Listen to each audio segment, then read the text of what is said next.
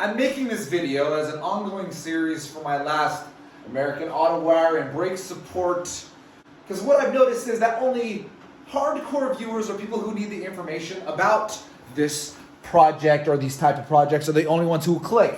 I guess if I want to get the YouTube views, I should be twerking in front of this camera instead of making videos like this, because the only people who watch it are me if I need to go troubleshoot steps that I've already taken, or people like you who are in the same situation that I'm in. So, let's get moving down the list. What I have found out when it comes to rewiring this car, or fixing the car specifically, the clutch linkage, brake linkage, master cylinder, brake support install, which is a major portion, which I haven't documented that much because there's already YouTube videos on how to do that, though I have found little shortcuts, but you know, it's not worth the effort for me to do. Plugging it all back in and finding out that the brake lights to the rear of the car aren't working, aren't illuminating. Good news is all the mechanical linkages are coming together nicely and they seem to be actuating properly. I haven't been documenting it because I don't want to get back to my rant. I'm going to be honest. I'm making this video for me. And I want to make a snapshot in time for this moment to what is going on, how things are looking. And if you have any specific questions, which I'll get to later on, I'm thinking about making me a Patreon so that I can get a little bit more compensation. So I guess the only consequence or reward for me making this video is that I get to go back in time and look at it. The first thing we're going to be doing is column wiring. Right here. See this? This isn't going to work, so we need to open up 929-72131. These are the remnants of that bag in the American Autowire. We're going to be using this. Putting this car back together, the brake support, the steering wheel, everything inside of the dash, everything up under here. I'm going to install the master cylinder, but before I do that and did that, I got rid of some of the rust and painted it. So I couldn't get the brake support in there because basically this steering column was in the way. So I removed it and I took off. Anyway, so the steering box, the shaft that goes to that, I'm gonna need to put on next. I think that's gonna be next, but I wanted to record this video because I was sandwiching the plates, this right here, to put the steering bracket on. Let me zoom out. And so now it's loose, nice and loose. Now I can do it. I grinded that down, put a little bit of paint on it too. And then here's the top part. And you can see here these newer bolts. These aren't the correct bolts, but this is in loose, so I can now adjust that. And I'm gonna be putting these, I'm gonna put this back on. Yeah, I'm just making sure everything's fitting. It seems to be fitting pretty good. So I'm kind of just showing you what all this stuff is before I put the master cylinder back on, connected to the brake lines. Put the clutch linkage back in. Put the brake linkage back onto the master cylinder. Put fluid in it, and I was able to reassemble the brake and the clutch on the brake support.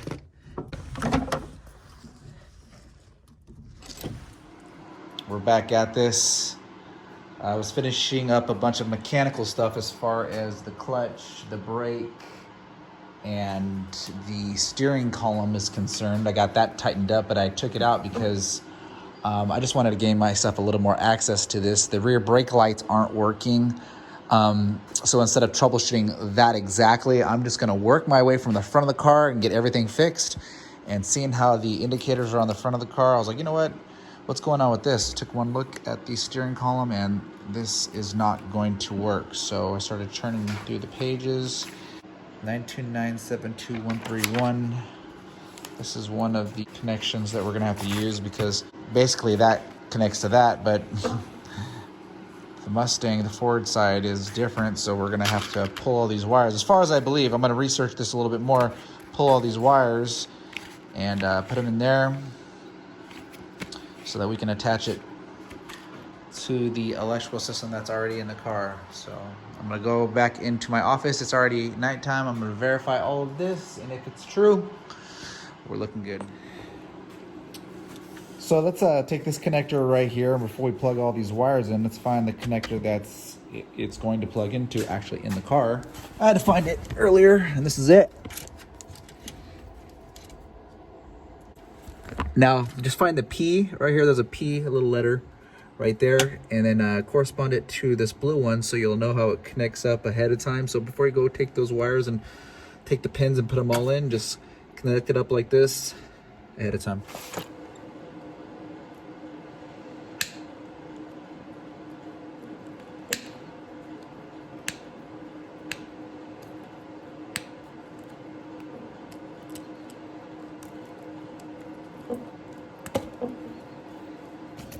Isolating all of these wires from the column 1, 2, 3 on top, and then I had to start from the bottom. And basically the reason I'm making this is because it says right here dark blue. I don't understand how that's dark blue. It's pretty light blue to me. In fact, even this one here, which is, oh, here we go, dark blue and yellow. Dark blue and yellow. This is actually dark blue, but this is pretty light. Actually, wow, look at that. I just noticed these are... All right, looks like I gotta cut these all open and fix them. So redoing this portion of the video, I'm taking these points and I taped them on after crimping them because I really don't want them falling off because I've already damaged one of them. But the bad thing about it is, and I put this wire in the wrong slot, it is a bitch to get them out. So one of the ways to I literally had to grind this screwdriver down to stick it inside of one of these pins to get it out. Anyways, so I have to reuse this, so we're going to pop it out. Yeah. So now that we can reuse that. But yeah, I put that one in the wrong spot because I thought it was white and blue, but it's actually looks like it's white and green. So anyways, white and blue right here goes into J. White and blue, J, J. Wait till it clicks. Now we'll just check it to make sure. Yep, so white and blue is now connecting. All right, with battery plugged in, we turn on the headlights. And lights don't come on. The rear lights do.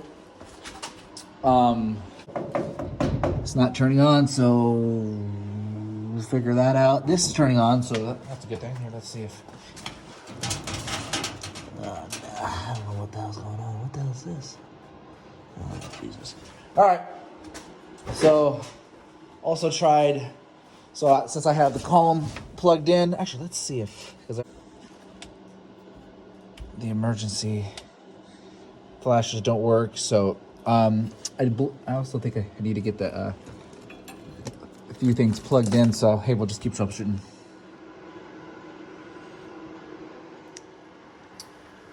All right, so when we turn the car on and the headlights don't work, so that sucks, but the good news is the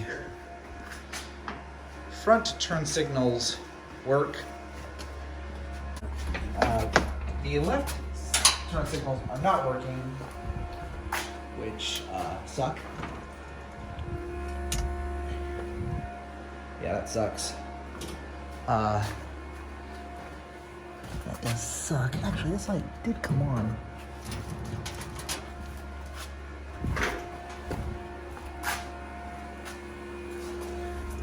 Let's see if... So let's see if the emergency flashers... Actually,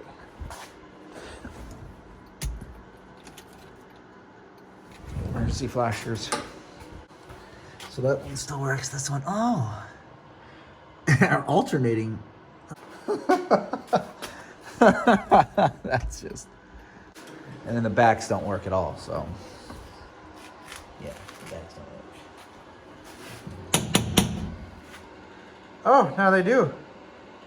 Oh man, you gotta be kidding me. News, I took the brakes and I jumped it, and cool, look at, looks like they work. I need to get a new brake light for that. So that's good news. I'll pull that out now. Pull that out.